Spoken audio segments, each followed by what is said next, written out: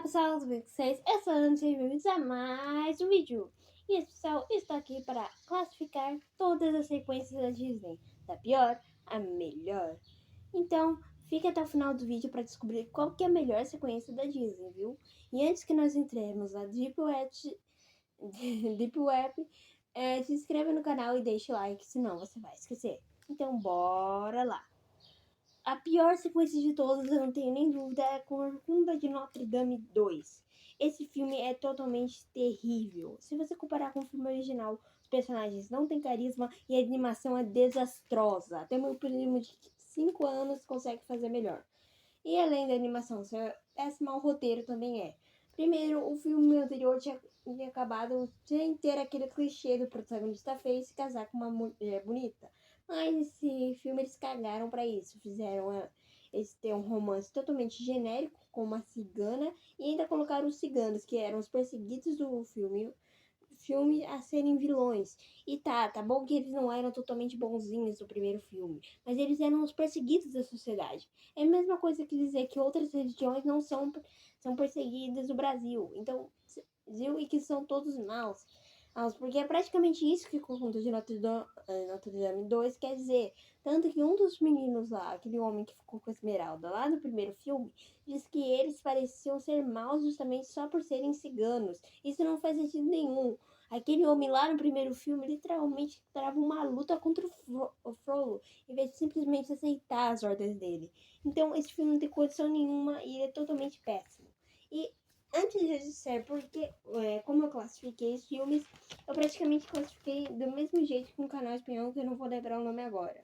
Mas o primeiro é se a sequência expande o universo, o primeiro ponto. Segundo, se a sequência continua a história. Terceiro, introduz novos temas ou expande.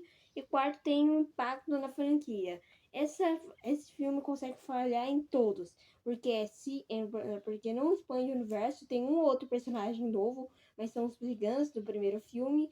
A sequência continua a história praticamente não, porque os vilões não dão uma narrativa exatamente para a história, são só vilões, são brigantes maus. E terceiro, expande um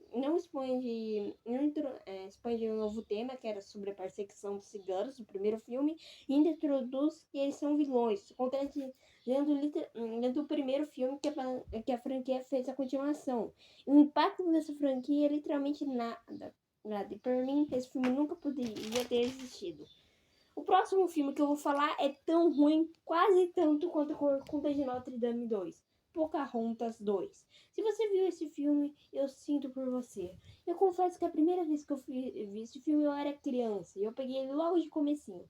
Eu não tinha cabeça para entender o quanto o filme era ruim e eu não tinha chegado nem na metade do filme quando eu decidi parar, porque não sei porque eu queria lanchar naquele momento e era TV aberta. Sim, eu peguei a época da TV aberta. Enfim, não era bem TV aberta, acho que era Disney Junior, mas eu não lembro mais. Enfim, esse filme é ruim porque ele tenta seguir a obra original. Pra quem não sabe, Pocahontas é baseado numa história real. Mas do mesmo jeito que Zeus é fiel à Hera, o Pocahontas 1 é totalmente fiel à obra original. Enfim, o Pocahontas 1 ele conta totalmente uma história de uma maneira totalmente diferente, explorando temas bem sobre o racismo. E sinceramente, eu teria medo se Pocahontas 1 tivesse sido feito na época atual. Enfim, o Pocahontas 1 tinha todo esse debate sobre pessoas negras versus pessoas brancas, na época do colonialismo. E totalmente sobre como uma espécie odiava a outra e como os europeus massacravam pessoas indígenas e como os indígenas odiavam os europeus. Tudo isso foi feito de uma maneira clara, sem passar pano para ambos os lados. Já no segundo filme, eles não passam pano para os negros, o que seria até aceitável, mas eles passam pano para os brancos, dizendo que os brancos são mais civilizados, e ainda a Pocahontas passa pó de arroz, como se isso fosse deixá-la mais bonita. Isso não faz sentido nenhum. E a Pocahontas, que lutou durante todo o primeiro filme para ficar com o seu primeiro e único amor, troca de amor como se não fosse nada. E sério, eles esqueceram que o primeiro filme foi justamente dele ficar junto e de um branco se casar com um branco de loiro de olhos azuis, se casar com uma mulher negra, era totalmente revolucionário naquele contexto da época da colonização. E aí, ao invés de eles fazerem isso, eles mandam ela se casar com um ruivo. Que na época da Europa os ruivos eram bem perseguidos. E eles quiseram tentar fazer com que o filme parecesse com a história original. O que, na minha opinião, foi um grande tiro na culatra. Porque realmente a história original é bem péssima. Essa aí não tem cara da Disney. Se eles quisessem fazer a história original, que fizessem um documentário, não um filme tentando agradar as crianças. E esse filme tem uma péssima imagem e pra mim ele deve ser esquecido pelo resto da eternidade. E ele fala em todos os outros pontos que eu apresentei. E eu não vou ficar repetindo os pontos pra vocês. Sereia 3. Esse filme começa a ter uma leve luz. Diferente com a Conta 2. E Pocahontas 2, esse filme não é tão ruim. Mas ele é ruim. Vamos começar. Sabe pelo que se trata o filme? O filme Sereia 3 se passa antes do primeiro. Então ele não é nenhuma continuação que continua a história como Sereia 2. E nem realmente é um clássico como o primeiro. Ele literalmente é só uma extensão de saco para Disney ganhar mais dinheiro. Tanto que ele faz parte da coletânea de sequências que foi feita 20 anos depois do filme original. Sem contar que, como esse filme se passa antes do primeiro, ele não aborda temas nenhum do primeiro filme. Na verdade, ele chega até a ser contraditório, porque ele tenta explorar justamente o que se passou antes do primeiro filme, só que isso não faz sentido nenhum. Porque o Tritão, que sempre foi um velho rancoroso até o final do primeiro filme, nesse filme ele também é um velho rancoroso, mas no final ele se arrepende. Sem contar que o filme tem toda uma mensagem estranha sobre justamente música. A única coisa boa realmente desse filme é a aparição da mãe da Ariel e sua morte trágica. Não que isso fosse bom, mas isso é bom pro roteiro. Vocês entenderam o que eu quero dizer. E isso é o que torna a única coisa a fazer esse filme ser ficar na frente de Corcunda e Pocahontas 2. Fantasia 2000. Fantasia 2000 eu não tenho muito o que falar. É um filme que foi feito mais de 50 anos depois do original e sinceramente não precisava ser feito. Esse filme foi uma tentativa de reparação da Disney para, digamos, descancelar as chácaras racistas da época. E é estranho pensar que ainda no século XX ainda existiam coisas racistas. Mas enfim, esse filme é totalmente uma tentativa da Disney entrar com os pés na porta nos anos 2000. O Embrião falha miseravelmente. Ele só é um pouquinho melhor e tá mais à frente nessa lista, porque ele é um filme mais médio, diferente de Sereia 3, que é um filme bem filler na real, e que ele termina de um jeito que não faria sentido nenhum começar o primeiro filme. Filme, sem contar que uma única coisa boa que faz Sereia 3. 3 ser melhor que Corcunda e Pocahontas são a mãe da Ariel, a morte dela e a vilã que é realmente memorável. Enfim, depois de Fantasia 2000, nós temos Bela e a Fera 2. O que a gente pode falar desse filme?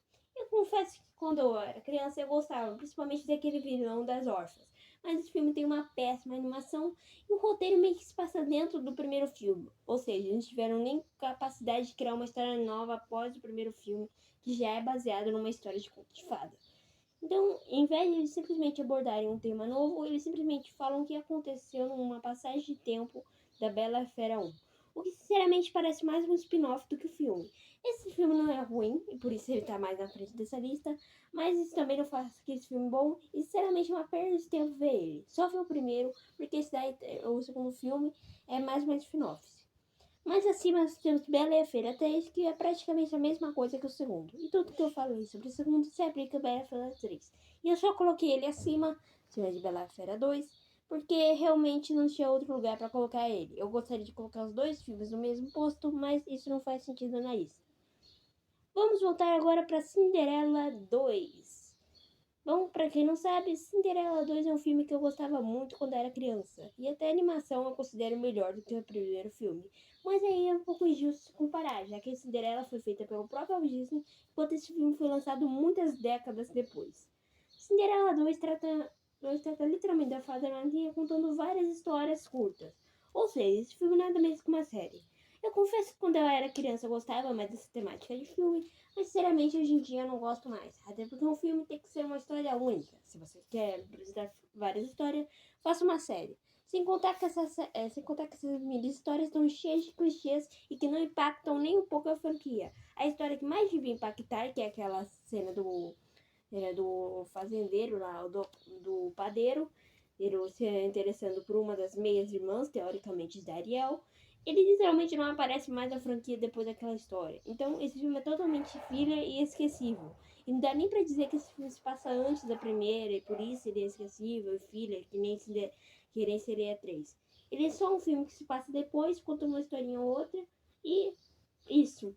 E esse filme só é um pouco mais interessante porque as histórias ainda são legais e talvez eu tenha um pouco de apelo a ele por causa da infância. Detona Ralph. Esse filme ele até era bem legal, mas ele envelheceu muito amargamente na minha mente. Esse filme ele tinha ideia de explorar totalmente um mundo novo, enquanto o primeiro filme focava teoricamente nos videogames, esse focava na internet. Mas na verdade todo mundo sabe que o primeiro filme foca em você ser vilão pela sociedade e toda essa temática do filme. Já, já o segundo filme trata o primeiro filme como se fosse só um mundo de videogames e assim ele cria um mundo só de internet. As apresentações são até legais, o que faz com que esse filme já tenha uma leve subida em todos os outros que eu falei até agora. Mas esse filme praticamente trata como o Ralph não deve ser tóxico e umas coisinhas aí, uns problemas de outros, exploração da internet. Mas esse filme aí não é tão interessante e a Vanellope deveria ter mais apego com seu mundo original, já que agora ela é a rainha. Sem contar que a cena realmente interessante desse filme é a cena das princesas, que realmente faz com que ele chegue nesse posto. Mas o resto é totalmente esquecível. Cinderela 3. O que eu posso dizer desse filme é que ele é um filme muito melhor do que Cinderela 2. O motivo é que, diferença Cinderela 2, esse filme tem uma própria história com início, meio e fim durante o filme todo.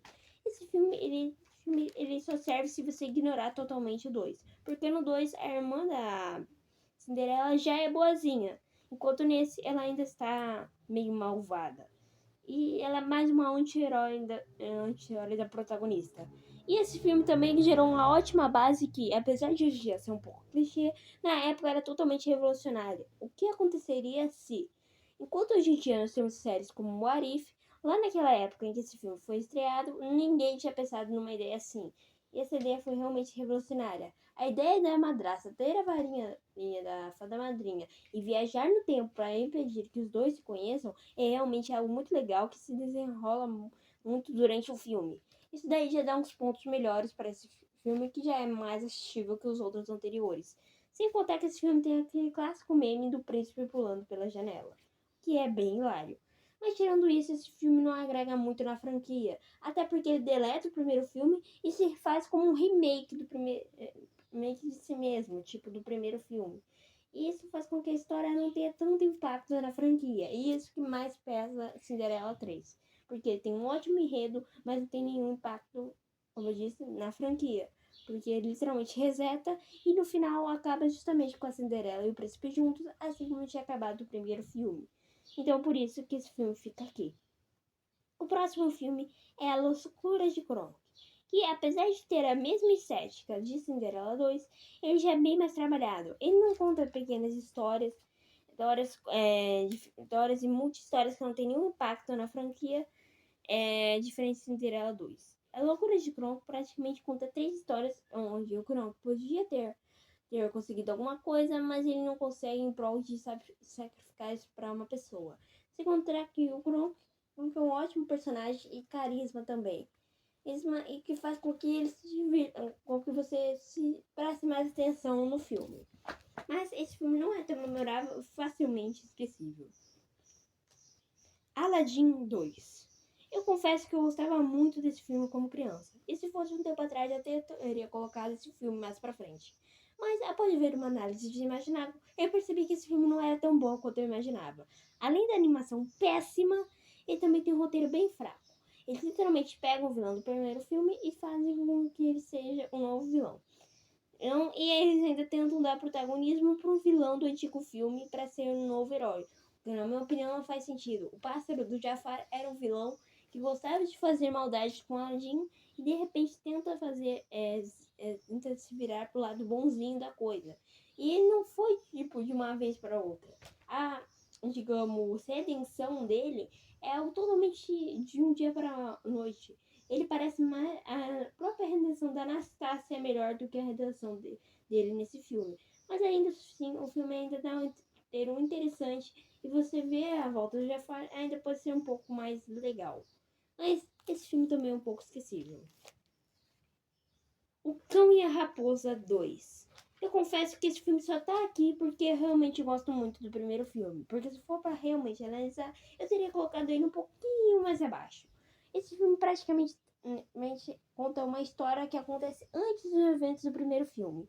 Na verdade, dá pra dizer que é no meio, que nem a Bela e a Fera. Porque o primeiro filme trata eles criança, o Cão e a Raposa criança, e depois eles adultos. Já o segundo filme trata eles como criança o filme inteiro. Mas esse filme tem um belo diferencial do filme de A Bela e Fera. Ele expande muito mais o universo, coloca personagens muito mais carismáticos, uma trama bem elaborada, tudo sobre uma trama de uma banda de cachorro querendo fazer sucesso. E apesar disso parecer idiota, é bem legal. Então, se você quer realmente assistir um filme e é fã do primeiro filme, talvez você goste um pouco desse. Stitch. Stitch 2, eu sinceramente nunca fui fã muito de Stitch. O motivo disso talvez porque eu via na televisão e não achava tão interessante. Antes não tinha internet e eu confesso que o Stitch 2 marcou mais do que o Stitch 1. Eu assisti mais. Sobre ele eu não tenho muito o que falar. É praticamente o Stitch vivendo novas aventuras e sobre ter alguns probleminhas ali e uns problemas aqui. Eu acabei de reparar uma coisa que eu tava fazendo essa lista, é que eu não coloquei irmão Urso 2. E eu vou aproveitar esse momento para colocar ele justamente na frente de Street. E agora que eu já falei de Street, vamos falar de Irmão Urso 2. Irmão Urso 2 é um filme ótimo, que segue a sequência como ela deveria ser. E a partir daqui as coisas vão melhorar.